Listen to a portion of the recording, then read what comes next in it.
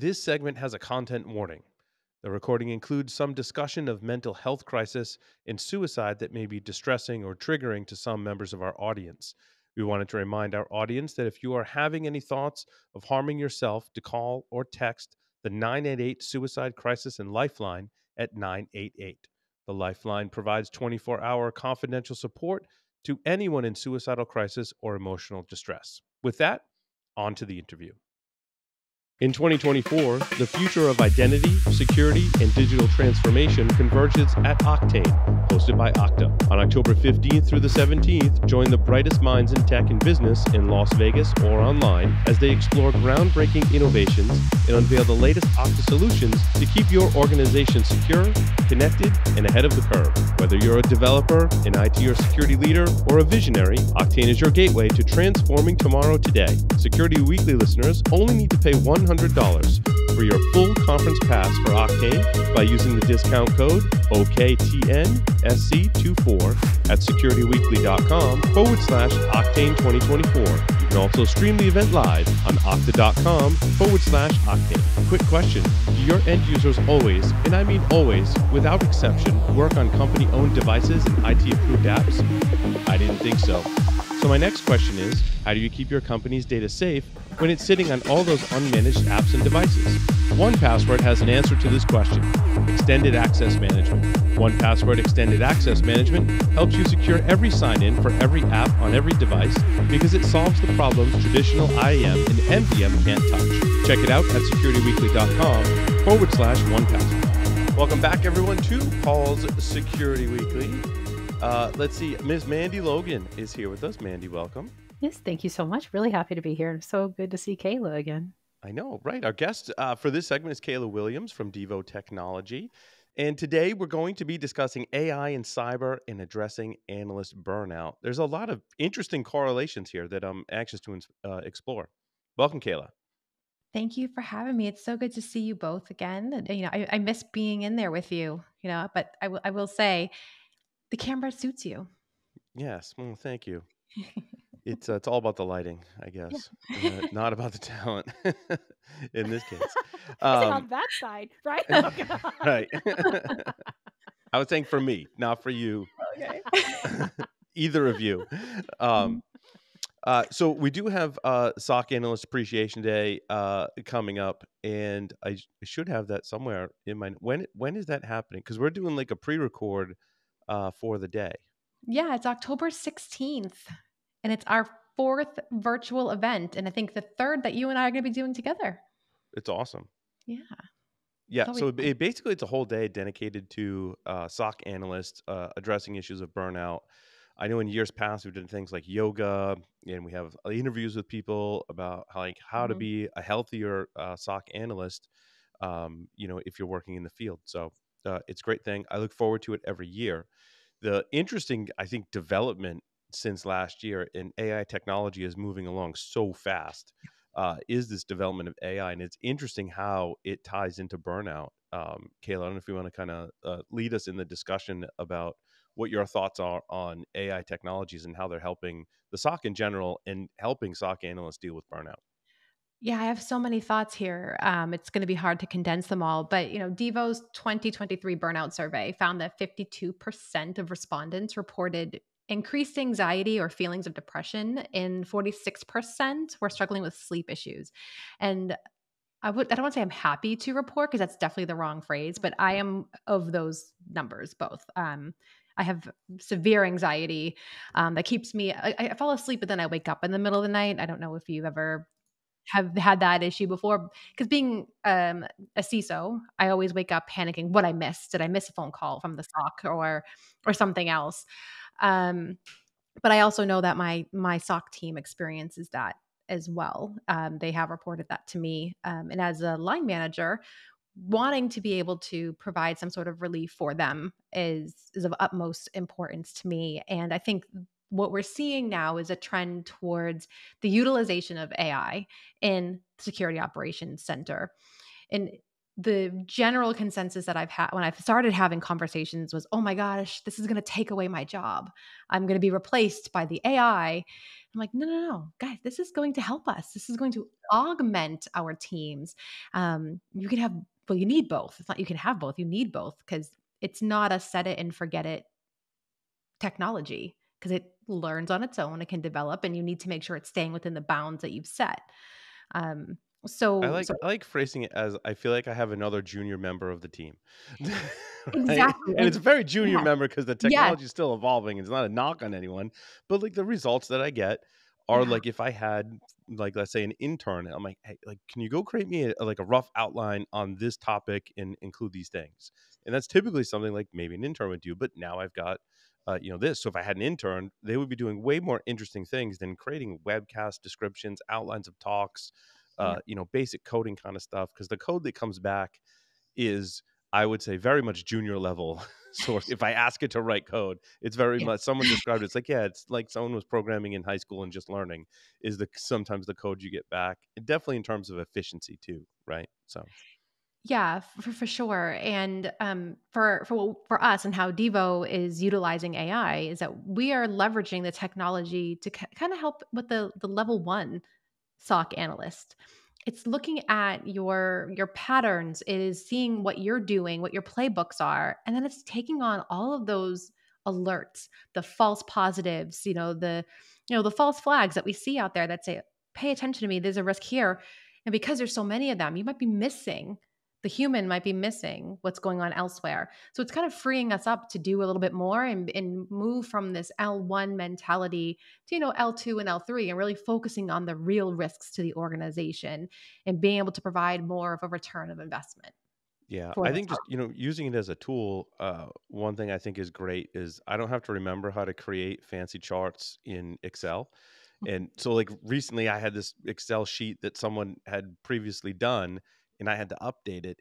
And then I was like, I don't remember how to do all that fancy Excel stuff. So I was like, hey, ChatGPT, I need a graph that shows me this. And I was actually really impressed. It came right back with the graph. I'm like, yes, that's the one I need. Now you can tweak it and all that stuff. Mhm. And it doesn't solve, like you should still learn the tools, right? But like it's one of the million things I have to do during the day and it saved me time. I'm like, that's what we need to promote, I think, for SOC analysts too, is yes, you still want to learn how to program, you still want to learn how to use tools, but if you just need a task done in your middle of an investigation, this is a great way to go, hey, can you just chart this data for me? That's a perfect question in usage of AI.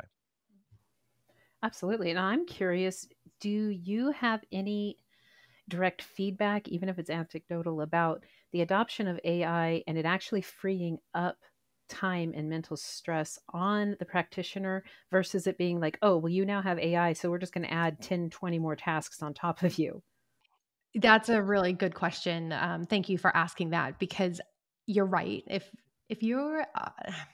your organization has a disconnect between what boots on ground is doing and what management expects to be happening or assumes is happening without having a clear line of communication, you're absolutely right. There's going to be more work dumped on your team, which just doesn't help anybody. There's no reprieve, right? It just compounds the stress. So for us, we absolutely have freed up time on our teams to go and do other things. And I think we discussed it last year, Paul. I can't recall, but one of the things that I'm very passionate about is personal development and professional development.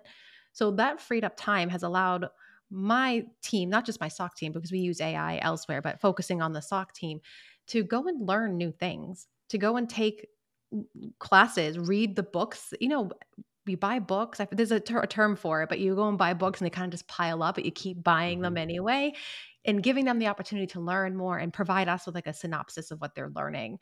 And that has helped tremendously with the burnout feeling because you're investing in yourself, your development plans, and not having to worry that you're missing something, an alert or multiple alerts, because there is this technology that's running, opening cases, closing cases, following, your playbooks that are now automated and only alerting you to the actual risks that require action.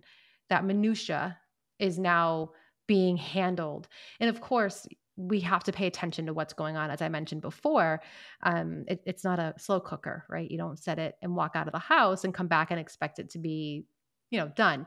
You need to go in and make sure that you're tuning your AI, just like you would tune your alerts, right? As a SOC analyst, and make sure you're still getting the value that you're expected. It's operating as designed.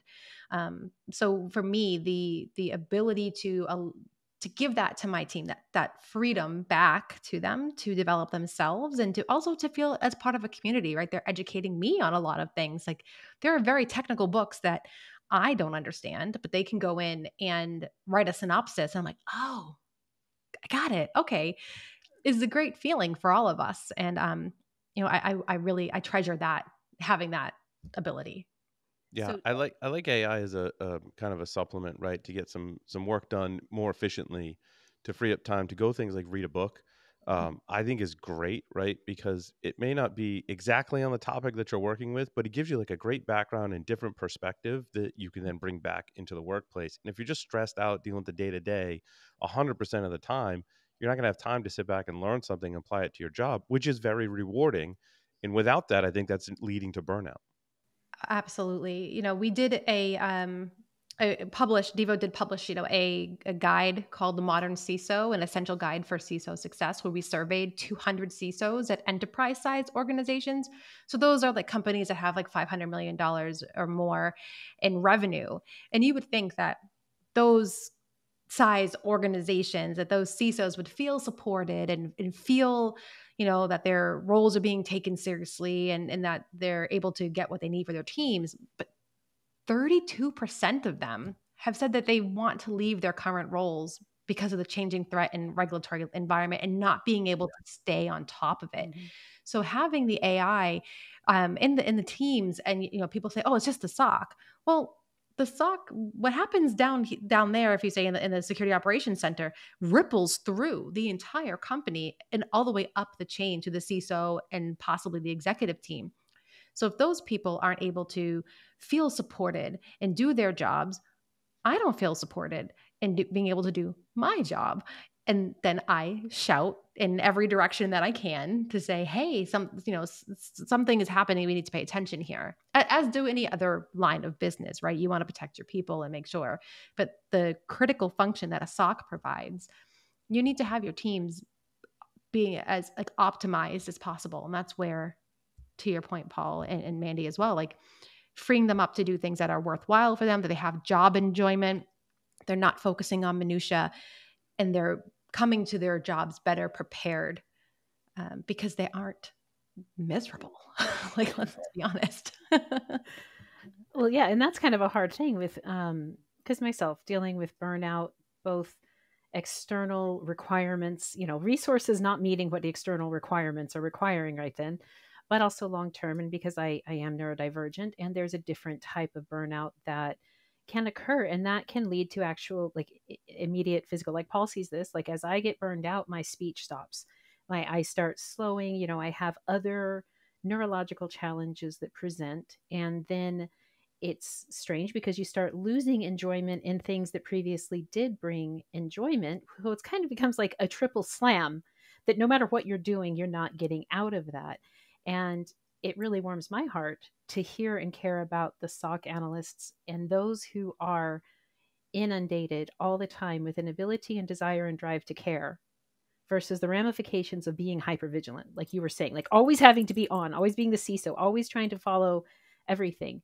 And what were some other things that you have found very successful in implementing in order to help the SOC analysts? We've done a couple different things. It was successful with some folks, but not everybody, because it's not everybody's, I guess, cup of tea. But I had done some physical activity challenges for my teams, where we got these free online guides and created an Excel spreadsheet, a tab for every person. And it was like, cook a meal, post a picture of it, you'd get like 5 points. Do this type of exercise it was like I don't know, different things for at home, you get points for that. And we made it like a fun game. I mean, it doesn't appeal to everybody, of course, but for those that are saying, "I'm stuck behind my computer all day, but now my manager has given me an opportunity to do something physical, some took advantage of it. Obviously some did not. And that was their choice. Like I have next to me, I'm staring at it right now. It's a Link Life treadmill that is supposed to go under your desk. Mhm. Haven't touched it in months. Like, because I sit down all the time, right? So that was, I wouldn't call it a complete flop, because those that were engaged were really, really engaged, and we did it over multiple quarters, and there were prizes at the end. So if you had the most points, you got a subscription to like what was it? It was one of the cooking magazines. It wasn't Food Network, but it was something. You got a magazine choice you could choose from for there.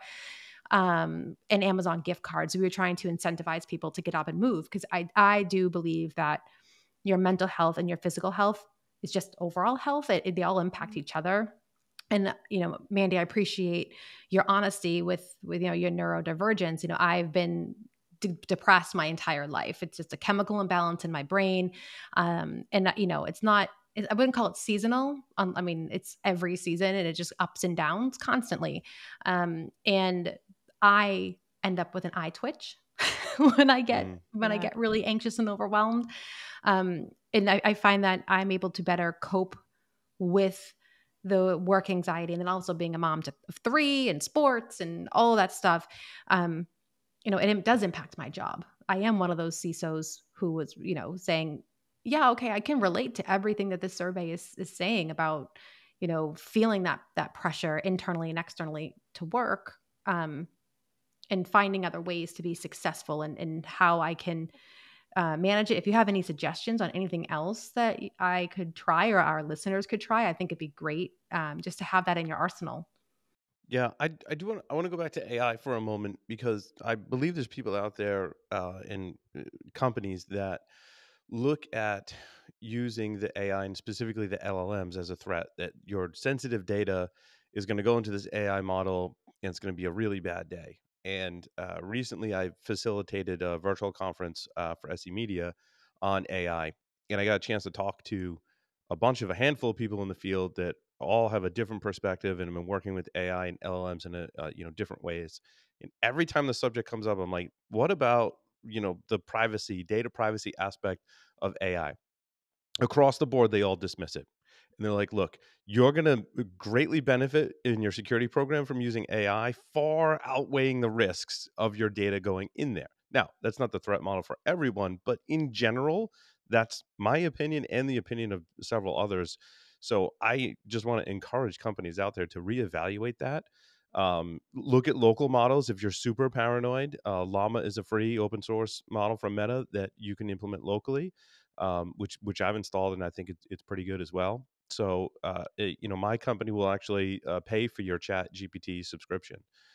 So make sure that you're encouraging it. I think it's important, because we all have to adopt and embrace it, which was the other theme I picked up from the virtual conference. I completely agree. And the embracing it, it's not going away. You have to find ways to make it work for your organization. Because if you end up with teams who really want to use it, and you have the executive team saying, no, but we don't understand this scary thing, you're going to have rogue AI and people using it on their own, where it's not, a subscription, and it is feeding into that, into that open forum where your data is going to be a part of, private data is going to be a part of that stuff. I mean, just today, actually, I posted in our Slack channel that LinkedIn has turned on by default, and I don't know how this is legal unless it's just in the US, but they've turned on the data for generative AI improvement for all of its users. So that's using your data for training content creation for AI models, which, for those of you that aren't aware, you can go into your settings, privacy, and it'll actually say data for generative AI, and just turn it off. But they turn it on by default. And I don't want my LinkedIn personal information. I mean, sure, it's public, and but I'm able to say who can and can't see my profile, right? There is this option, like, instead of just being blanket opted in. Yeah, I think policies are a way to deal with it too, right? Yeah, oh, And sure. as a CISO, you'll appreciate, right? You have your data sensitivity classifications, you've got policies and procedures that surround them. You need to have a section in there for AI, in my opinion, that says, you know what, for this type of data, only local models. for all other types of data, public models are okay, and give your employees some guidance.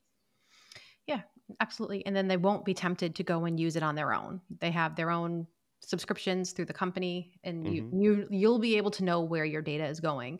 And the other piece there is like some of these tools that actually have it built in. They can then turn it on and utilize it in the tools you've already procured. You already have contracted MSAs with and things like that.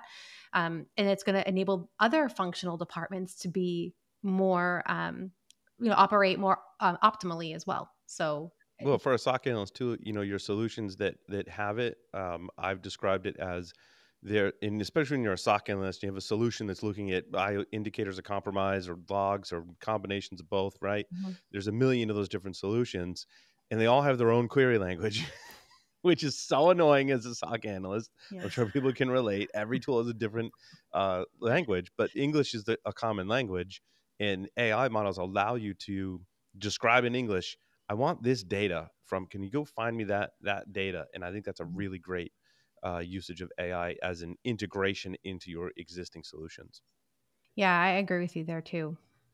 I'm sorry, Mandy. Oh, no, that's fine. I completely agree. And I'm curious on a couple of things, because talking about that, using the multiple tools, but isn't that part of what SOC analysts are facing, especially because of companies moving into multi-cloud environments, like because of the amount of data that's physically impossible for a human to monitor?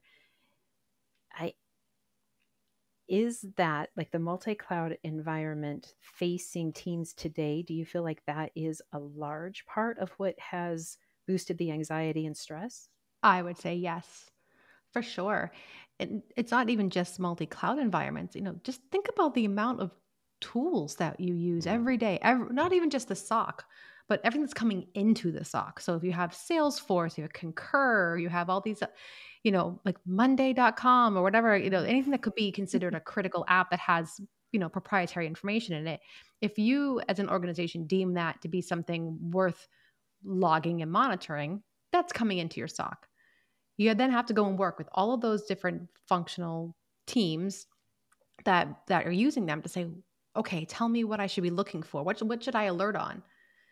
That's no one can be a SME in all of that. That's just not humanly possible. But humanly is the point. That's where you can start to use these AI tools to go and ask ChatGPT or Gemini, like, what if act as a information security SOC analyst and look at this tool and tell me what I should be looking for here. What should I be alerting on? And it's going to give you back those ideas. And then you can, instead of going empty-handed back to the business, you can go to them and say, hey, you know what? I looked at into this. I think it'd be beneficial to look at these specific use cases. Do you agree, disagree? And then you're already, got one up on them, because you're learning the business, you've learned their tool, you're coming to them prepared, and it's going to help make that relationship a lot more collaborative. Again, you can't be a SME on your own on everything, but you can certainly use a tool to help you. Yeah, also fresh ideas are a great usage of it. And Matt Johansson was describing it from a red team perspective when we were chatting the other day. But I think from a SOC analyst perspective, what I gleaned from Matt was, again, he's like, it's like I have this other coworker and I can bounce ideas off of it. Now, from a red team perspective, he's like, it can suggest things that I maybe didn't consider, right? It can suggest an attack path or some other way in which I can gather more information. SOC analyst is the same thing. It's like I have another team member. So rather than bugging my team members that, maybe aren't on shift that day or whatever, right? I can go ask an AI model for some ideas on how to solve a problem, on how to analyze some piece of data, on where to go next. Like, hey, I'm analyzing this thing, which, it's in the title of analyst, right? I'm analyzing this thing. How else could I look at this data? Where else should I look to get data about this? And it might be wrong 75% of the time, but you can read through the results and go, oh, I didn't consider that. And that's useful. Yeah, I think that's a really good point that you just made there, that it may be inaccurate. The integrity of the data that's coming out of AI, generative AI, is also dependent on the data that's going in. So if the data, it's not intelligent where it's going to be parsing through what's right or wrong, true or false. So it's up to the end user to interpret that data and then utilize it in a manner that makes sense for them. So if you're putting things into any of these tools to help you with your job, just make sure that you are reviewing it for accuracy. You don't want it to be like, hey, help me establish, some threat activity that could be coming into SAP Concur, and then it's starting to talk about Applebee's in there somehow, right? Because there's some weird connection through like buzzwords that connects Applebee's and whatever. So just definitely review it. Don't just copy and paste it. I think that could also be a really good hint for any students out there that might be using it. Make sure you're reviewing it. That makes a lot of sense. I'm curious to either of you, in what you are describing in using AI as a tool in the SOC, do you feel that how you are envisioning it qualifies as like what Gartner called hyperautomation? And if you aren't familiar with that term, I'm happy to tell you how they define hyperautomation. Okay. So, business-driven, disciplined approach that organizations use to rapidly identify, vet, and automate as many business and IT processes as possible. I would say that definition for sure, especially like the vetting piece, I think is super important there, because we're not just willy-nilly throwing anything into our AI, generative AI, or the AI in our tool that we've built in-house. You can't do that. So yeah, I would say that it is. And I only see it being used more in security, but more specifically in the SOC to help with that augmentation. Where we are in the past, from the past year, I think Paul mentioned it when we started, like the improvements that we've seen just in a year. Where do you think we're going to be in 5 years? Right. So like, it's going to be like this incremental just increase in, what we're able to do with these tools. And again, the point before, adoption now is just going to set you up for success later, and doing it, I think, in a methodical, well thought out manner that makes sense for your business use cases and your business risk appetite is certainly the way to start it now. Don't allow the rogue AI to take over, where people are just kind of doing it on their own outside of, behind closed doors, if you will, just like rogue IT. And you will see, I think, dividends there being paid off for your team. Well, it makes a lot of sense. Like, I think on like why Gartner in their 2023 trends report called hyperautomation, it was a critical enabler. That's how they have deemed it. And I know in speaking like at RSA and at Black Hat with more teams that are using AI consistently, and had a really interesting conversation with, I think his name is Leonid from Torq, TORQ, which is specifically focused on purely hyper automation, with a large part of it being because of burnout on SOC analysts, because of needing to retain and improve the talent that is there. Yeah, it's to the point where because of the explosion of data, right? I think everyone can agree that every company is a data company these days, whether you're in the cloud or not. Like, you're just gathering data, and eventually, because we can, right? Like, because technology has progressed to the point where, one of my projects was downloading, I think I ended up with 3.6 terabytes of firmware from the internet. I did that because like you can, right? 20 years ago, that would have been like unheard of, right? Because of the way technology and the speed of the internet. But now we can collect a lot more data. But now we got to analyze all that data. Wait, I want to come back to that because I don't want to cut off what Kayla may have been saying, but I do want to say something that may be helpful, a tip for our listeners too right now. So I've been using, of course, different AI assistants, and recently I was using Pi AI as a personal one. And so yesterday, while going through whatever technical things I was doing, I then stopped and I asked Pi, I said, Pi, can you go through our conversations and will you tell me the either character qualities or positive things that you gleaned from our conversations about me?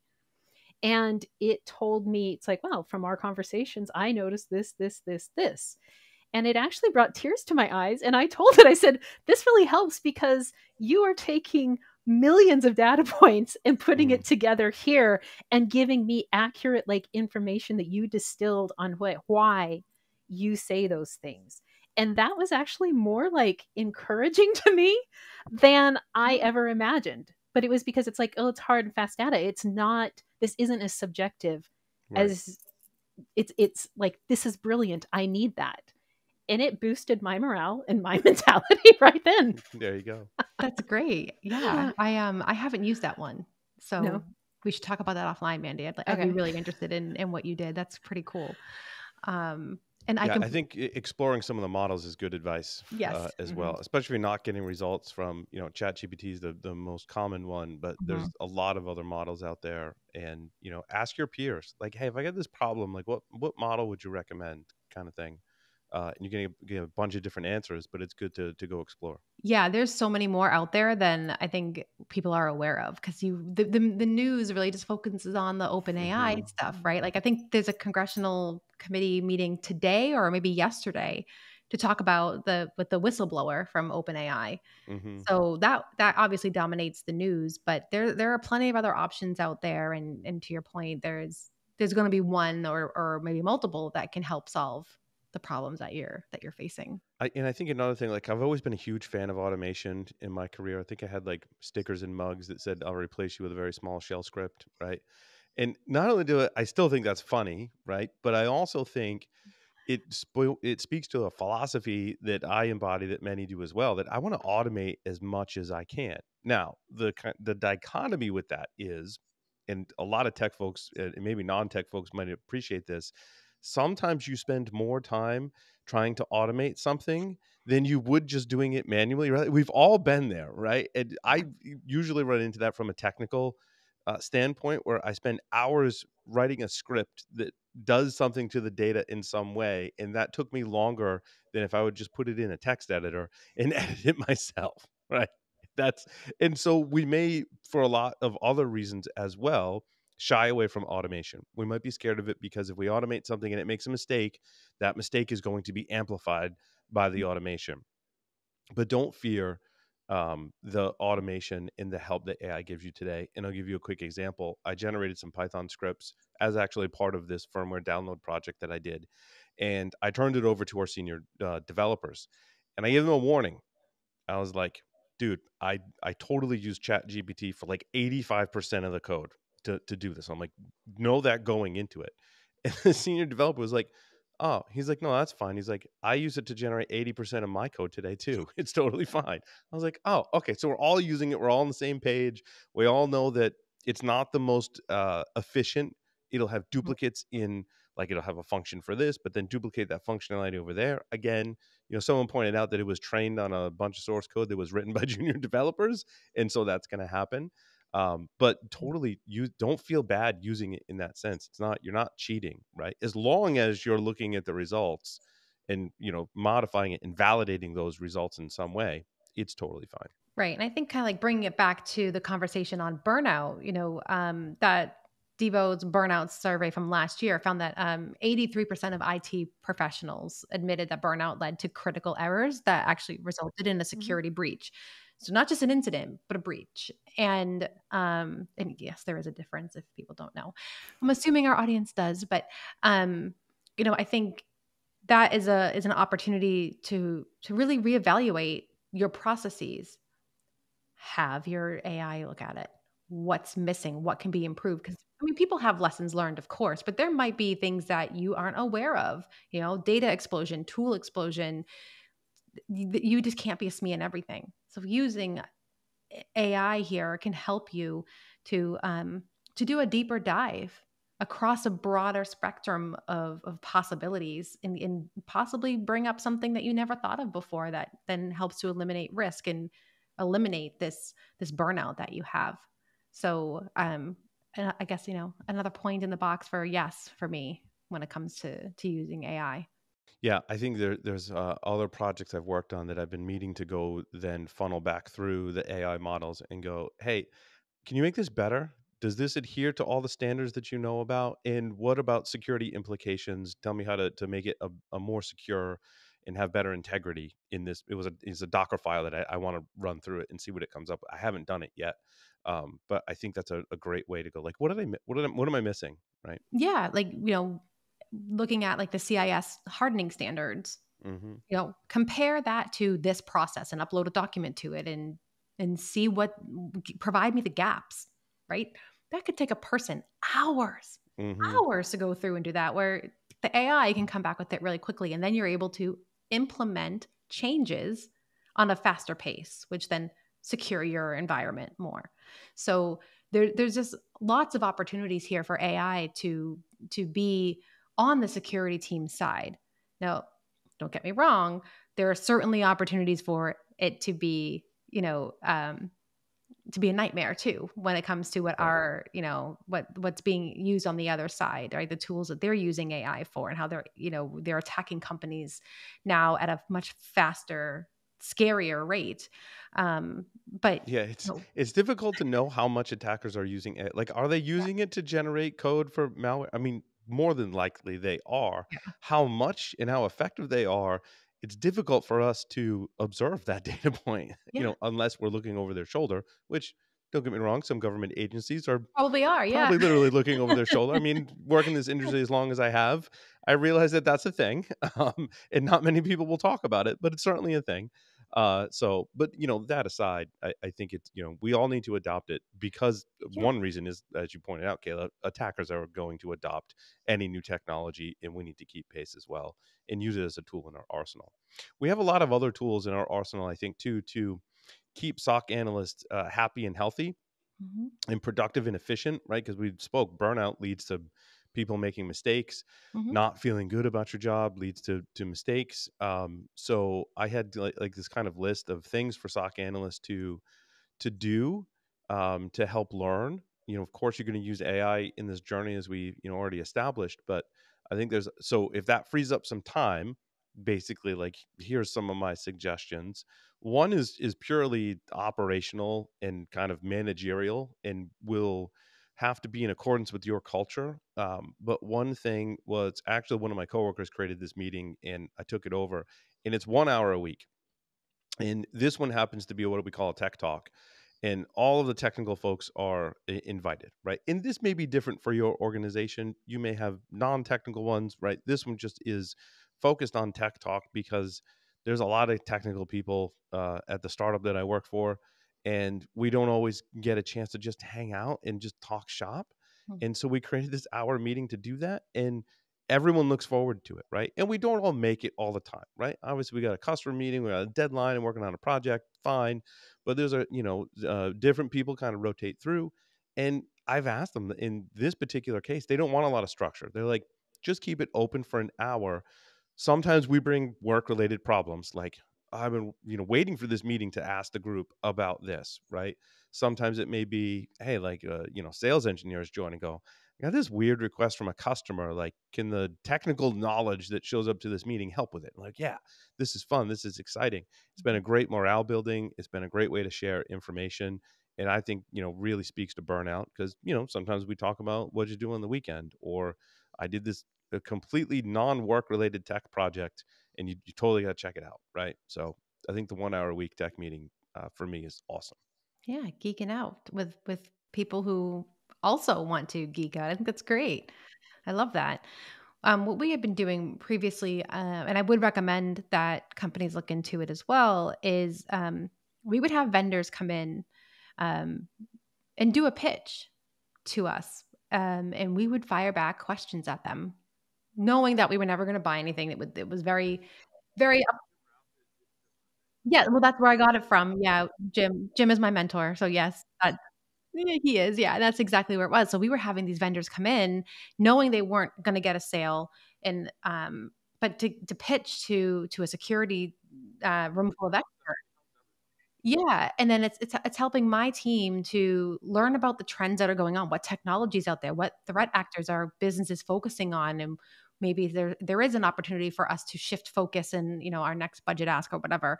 And it was a mutually beneficial situation, and it was great. I mean, there was some questions that my team came up with that were just like, whoa, for these folks. Like, they were just kind of like, I don't want to say knocked down a few pegs, but kind of like, oh, we never thought about that. Yeah. And then everybody just walks away feeling really good on our side, and their side. They're like, okay, now we know what else to add to the roadmap.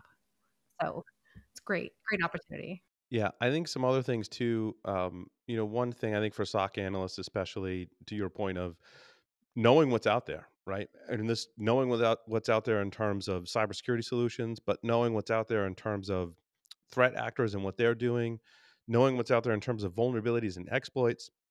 If you're going to like individual sites every day, don't do that. Feedly has a free subscription. I know RSS news readers are like an old technology, and they're viewed as this like archaic thing, but they're still a thing.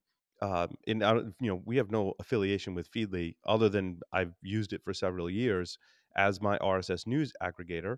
If you poke around on my website, securitypodcaster.com, you can actually import all of my news feeds. I put them out there free for the community, and you can tune and tweak it to your liking, so to speak. So if you're looking for certain technologies, you can pull in this whole list of RSS feeds, and then you can tell Feedly, hey, go search for these keywords and give me a feed of just that. And I think that helps with burnout too, because I think people really struggle with like, how do I keep up with what's going on today? I may listen to podcasts, I may go read dark reading or bleeping computer, but having a tool that helps you, and it has AI, it has different pricing models, but it does have AI built into it to help you with that as well. And I've just found it alleviates a lot of stress in my world, because I don't spend as much, when I'm spending time researching something, it's hugely beneficial and focused on what I want to learn. So Yeah, and I think it also helped drown out some of the news that, might be bumming you out that's going mhm, on, right? If you have focused news feeds in front of you tailored to the things that bring you joy, I think is right. always it's always something I will advocate for. And after you and I discussed it previously, yeah, I've got mine now too. So It's great. Yeah, I it's think it's, awesome. yeah, Yeah, and you can search for anything in yeah, there, right? Like I have ones that like it's a whole thing on Raspberry Pi. And like sometimes that has a crossover into what we might be talking about on the show in yeah. cybersecurity, but oftentimes it's just like really cool projects or updates or new hardware that just interest me, right? So there's a lot of things you can put in there. Yeah, definitely. And then I know there's also GitHub that's out Hmm. there and open security as well to get some trainings. Utilize your newfound freedom and better yourself, learn something new. I'm always intellectually curious, and I find that people who work in this field tend to be. Right. I kind Yeah. of feel like you can't work in security if you have no desire to learn because it's just constantly changing. Where like accounting, which is what I actually have my degree in, when was the last time there was like a big account? I mean, Enron, I guess, but Mm, accounting is boring. That's never going to change. Here, it's like every day someone's like this new thing. I'm like, oh my hmm. gosh, okay, gotta bookmark that, come back to it, learn about Right. it, and And people on the internet will actually curate whole lists of things. So that's where the awesome came from. And I stumbled across these, I don't know how, searching for something. And I think it was Flipper Zero. And it was awesome Flipper Zero. And so there's no like code on the GitHub repository. It's just a whole bunch of organized list of resources. And then I started searching for awesome firmware and awesome SOC analyst tools or whatever. And people sometimes there's more than one repository that they've done all of the research to find all the resources on a topic, not maybe not all, but a lot, and then organize it in a list for you to go read all of that stuff. I think those are great. It's kind of like a little hack that I have. If I want to come up to speed on a topic, I'm like, is there an awesome repository on GitHub on this topic? If so, that's where I want to start, right? And sometimes they're older, but even the older repos that haven't been updated are still useful. yeah, my little type A heart is beaming right now. I love a good list. Mm, right. And what was the other thing? Oh, the open source security training. So search for open source security training. I think it's OST2 dot something. I forget which top level he uses, but search for OST2 or open security training. Xenokova has free resources. They are very technical training. My advice is to do like a module a day. Maybe set aside, 10 or 15 minutes every day. Go do a module in a class. He does a great job, and all the instructors do on that platform of explaining things from the ground up. Again, highly technical training, but there are some on there. The ones I'm doing right now there's two that describe vulnerability classes. They start with the most basic buffer overflow and march through it. So I'm trying to get through those, and I think as a SOC analyst, that may be a good place to start as well. Yeah, I think that would be a wise decision to make because as you progress through SOC 1, SOC 2, Mm-mm. up to SOC 3, then beyond maybe into threat hunting or whatever it might be, having that base knowledge or at least understanding of where to go to find that knowledge is just going to help you in your career progression down the line. I think Absolutely. that's brilliant advice. Yeah, I also like Charles Schreier. He's awesome, BSD Bandit. And when I interviewed him, he said that one of the things he took on was I read a man page a day. I pick a random utility in Linux, and I go read that man page. It's a man page every day, right? And it did take some discipline to do something like that every day. I often fail miserably at that task, but if you're the kind of person that can really become accustomed to doing that small learning task every day, that was one that Charles suggested, and I think it's an awesome one. Also, Discord channels too. I hang on a lot of Discord channels, right? That's a great way to get information.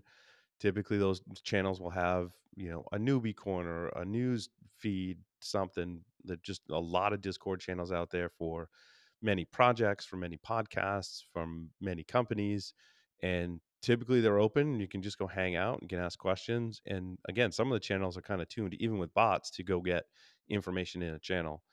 So that's definitely one of my outlets as well. Do you feel like that goes over to like having the sense of community too? I mean, you're talking about Discord channels, and I'm curious, Kayla, with your teams or anybody that you're interacting with, what have you found to be the most supportive for continuity for SOC analysts in terms of resources they get from the community? That's actually another really good question. What we have found, so we actually have a Devo community that our customers that can use and talk to each other, and we are in there as well internally. Because for us, we're a consumer of our own product, but there are use cases that our customers have that we've never thought of before that might not be entirely applicable to us as described, but we'll leverage that and kind of tweak as needed. But when it comes to like the community support, I think I can't remember that there are Discord channels. I don't use Discord personally. It's a bit overwhelming for me on the app. I had to join it for a conference that I did, and I was like, oh my god, so much. But there's I'm in CISO groups. I know my teams are very dispersed across the US, Spain, and India. And there are local Slack channel groups that they're all in. So I know I'm in like a Boston security group. I'm in a GRC group as well, because that's kind of where I came up. And those groups, that community mind of people who understand what you're going through has been very helpful for me, even if I'm just lurking and kind of reading what other people are going through and things like that. That's been very helpful for me as well. So if you utilize Slack in your workplace, and you can join those types of workspaces, I would strongly encourage you to do so.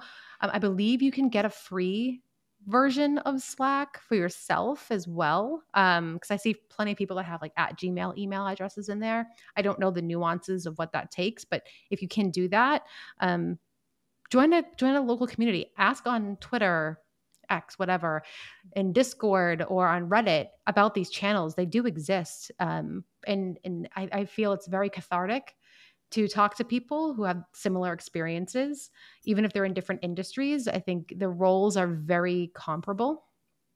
And it can really help you to kind of burn some of that steam off, right? Get some of that off your chest and have people who can commiserate with you about some of those things as well. Yeah, I agree. I think there's a lot of conversations that we all prefer not to have on social media that we prefer to have with a trusted group in varying levels of trusted groups. So use the communication mechanisms we have today, right? Back in the day, it was IRC.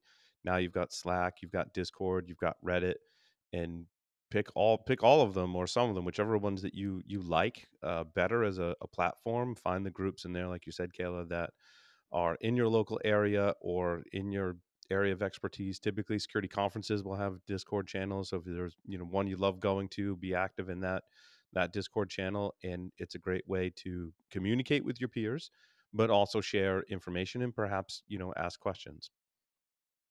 And I find like talk to specific people too. I've all these social channels and all these different communication mechanisms. I have the 3 kids as well, so we also have all these like soccer apps, and they're like, "Why didn't you see the notification?" I'm like, "Do you know how many I mean, we all get a lot of notifications, but I'm also in 16 different Discord channels, 4 different Slack channels, Signal group chats. I'm like, I got a lot coming at me for messages, and I miss things. Well, and I'm curious on that. Do you, when you're thinking of that, are you talking about more of just actual professional development, or the sense of community that then lends itself to non-professional related peer-to-peer support? And I'll give like a small example. So in the last few weeks, I've had ongoing communications with somebody I interacted with through X, and have now had a video chat with and have gotten to know them some, but did not know them prior to this. And thankfully have been able to help support them through going from kind of being suicidal, dealing with suicidal ideation, to now going through tackling some things that, to go forward in life, to go getting through the crisis, handling some things. And it's a very fruitful and rewarding thing. Obviously, I'm not a professional. I'm just a person that has gone through things, and I'm here. And I tell them that, I'm here to support you. But is that the type of potential connection you're also discussing when you discuss joining the communities, or no? Yeah, I think it's twofold, right? I mean, and thank you for doing that for that person. I'm sure if they're listening, they are grateful, and I am grateful for that you've done that as well. I and think they've been very helpful back to me too. Yeah, it's definitely a two-way thing. So yeah, it's mutual, right? And if you can develop those types of relationships with people, I think that's fantastic. It's an outlet. It's cathartic having someone to talk to, regardless of whether they are in your field or not. Having an ear, I think, is always very important, and being supportive. So I would encourage anybody who is in any situation that they may find themselves in to reach out to anyone that they know, that they trust, or if it's someone that they've met online and they've been developing a relationship there. I think that's fantastic. I mean, we're a global society now, right? It's no longer, we're, taking wooden boats to cross the ocean. It just takes seconds to connect with someone, anywhere in the world.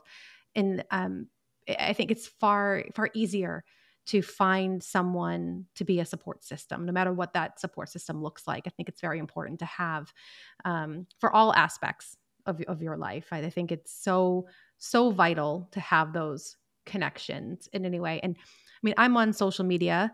I don't really check my Twitter messages because the bots lately, the things that are coming into my inbox there, I steer clear, far, far away from it. But people can find me and connect with me on LinkedIn if they're interested, and they want to chat about anything. I do live in New England, so Red Sox fan, Patriots fan. I'm really sorry for those of you that hate them. If it makes you feel any better, my husband's English, so Premier League soccer is on in my house more than any U.S. sports. But yeah, I mean, I like being that support system for someone as well, because I've had people do that for me. And that sense of community does go beyond the industry. Yeah, reach out to your friends and peers, right? And maybe those circles mix together, but I try and make an effort to reach out to someone that I haven't talked to in a while and just be like, hey, how you doing? Doing all right? You good? Right. And it's amazing the response you get sometimes. Sometimes that leads to a phone call and they're going through some stuff. And I'm like, man, I'm just checking to make sure you're good. Like, you go to a conference, like maybe we'd hang out and have a beer or whatever. And it's a positive thing for everyone, right? And sometimes it's hard. Like, we don't want to reach out for whatever reason. We're busy. We're like, oh, what's the person gonna say? Jordan Harbinger has some training, and he's like, go down to your text messages and scroll all the way down to the person you haven't talked to in the longest, and just send them a message, and just be like, hey, how you doing? Like, what are you up to? Haven't talked in a while. And you'll be amazed.